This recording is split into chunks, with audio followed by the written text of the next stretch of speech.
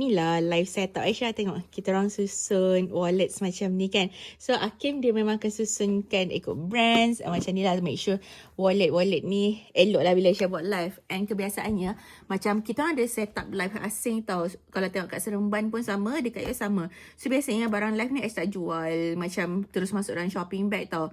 Biasa barang live ni macam contoh macam okay, wallet ni kan. Nanti kan dah tak ada keluarkan kan. Lepas tu Aisyah dapat restock kan. Tapi selagi Aisyah boleh restock, selagi tu Aisyah akan letak dekat sini.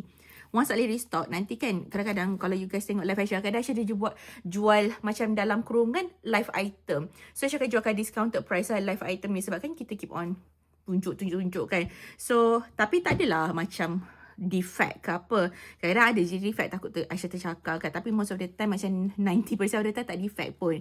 So kadang-kadang tu time live Aisyah memang ada jual live item. Siapa yang pernah beli tu tahulah Aisyah memang bagi discount untuk live item.